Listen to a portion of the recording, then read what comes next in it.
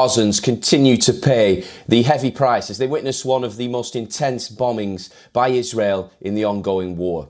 Gaza's health ministry says at least 195 were killed in attacks over the past 24 hours. As the death toll mounts on the Palestinian side, Turkish President Recep Tayyip Erdogan has compared Israeli PM Benjamin Netanyahu with Adolf Hitler.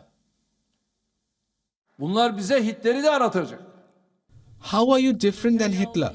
They will make us long for Hitler.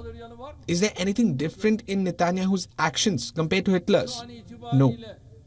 As of now, Hitler wasn't that rich. Netanyahu is richer than Hitler. He gets support from the West. All kinds of support is coming from the US. And with all the support, what did they do to more than 20,000 Gazans? They killed them. Gazze'liyi bunlar ne yaptılar? Öldürdüler. French President Emmanuel Macron has demanded a lasting ceasefire in Gaza during a call with Netanyahu. He also insisted on the importance of measures to end violence by Israeli settlers against Palestinian civilians in the West Bank and prevent new planned settlements. Hamas says at least 22 people were killed and 34 were injured in a strike in southern Gaza's Khan Yunis. Palestinians could be seen mourning for their loved ones killed in the strikes.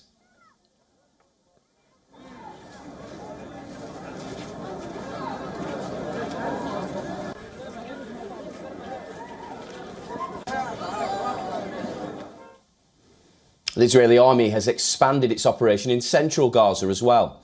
The IDF says forces are fighting in multiple locations in the area. As a result, thousands of Palestinian families have fled their homes. The newly displaced are fleeing from several built-up refugee camps targeted in the latest phase of Israel's ground assault. Destruction continues to take place in northern Gaza as well. These are the visuals from Jabalia. Several buildings were destroyed in the latest strikes.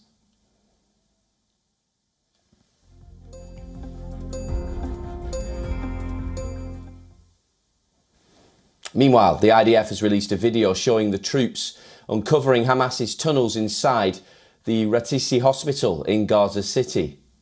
IDF says troops in the tunnel have been discovered from multiple hospitals and are being used to connect and transfer terrorists and weapons throughout Gaza.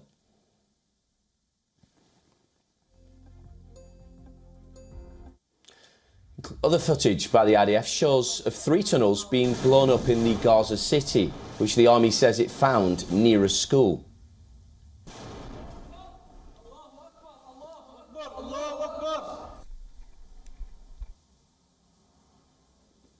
On the other hand, Hamas has released footage of militants fighting the Israeli army in Gaza. Hamas says it destroyed these soldiers and destroyed their incursive military vehicles in the Al-Shujaiya neighbourhood of Gaza City.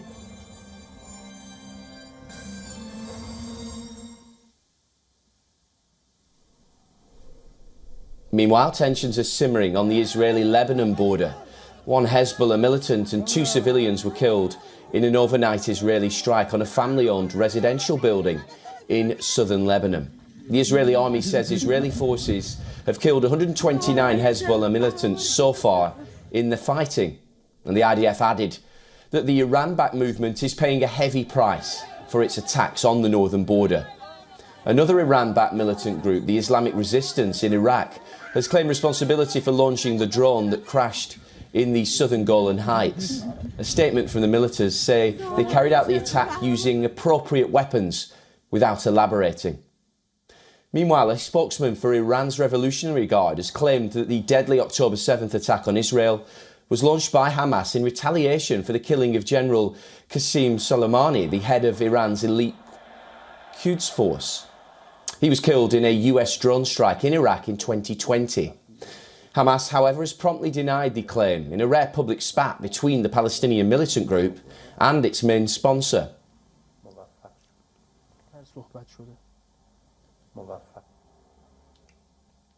Well, for more on this, as always, we're joined by our correspondent, Jody Cohen. Jody, many thanks for your time today. Just tell us a little bit about the fact of the Israeli Prime Minister Benjamin Netanyahu losing that trust of his people.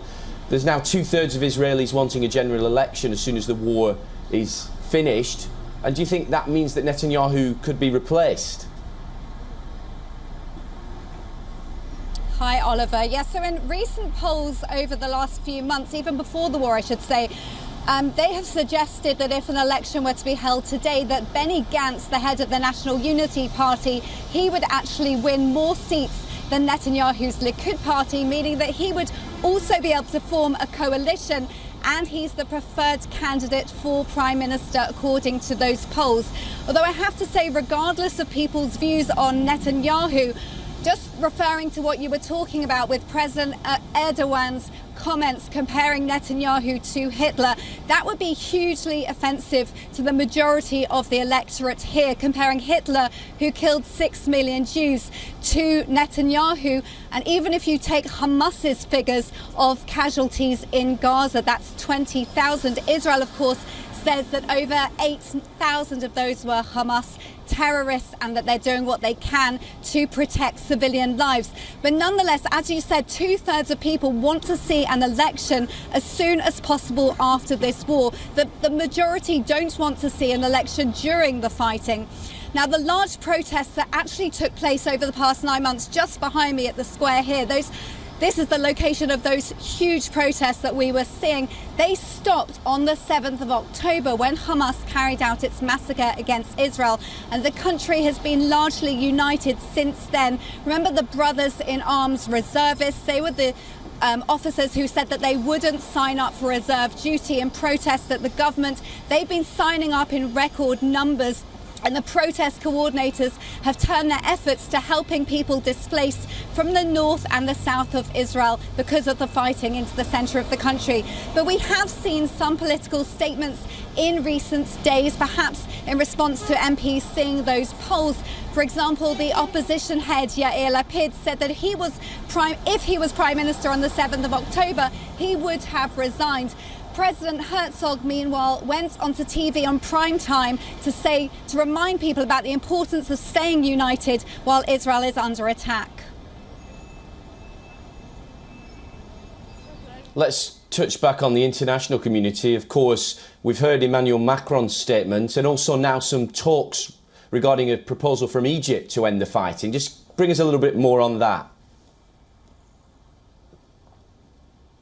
Right, so these are, of course, the talks on Egypt's proposal that would see the release of the 129 hostages still remaining in Gaza and also to end this war with a permanent ceasefire. But this proposal would involve Hamas standing down and Gaza instead being ruled by a Palestinian government of experts, which Hamas and Islamic Jihad have rejected. But meanwhile, according to the latest reports, there are still talks ongoing regarding this proposal. So, for example, Jordan's King Abdullah and Egypt's President Sisi met on Wednesday for talks. A Palestinian Authority delegation is travelling to Egypt for talks. We know that Israel's Strategic Affairs Minister Ron Dermer has been in Washington, and also US Secretary of State Antony Blinken is coming back to the region and back to Israel next week for more talks. Now, the IDF is reportedly shifting to low-intensity fighting in Gaza. And as you said, Prime Minister Netanyahu spoke to President Macron of France, who called for a durable ceasefire. And I don't think they would actually disagree on that, because Israel is also saying that a ceasefire would need to be durable. They also talked about efforts to ease tensions on the Israeli-Lebanon border. We saw a significant increase in rockets coming from Hezbollah in Lebanon into Israel yesterday. Foreign Minister Eli Cohen, he toured the border and said that Lebanon needs to implement UN Resolution 1701 on the border between the two countries. And Israel's Defense Minister Yoav Gallant has said that Israel is facing attack on 7 fronts, from Iran's proxies in the region and also from Iran itself. So it's certainly a very tense time, and we'll keep track of those talks as they are ongoing.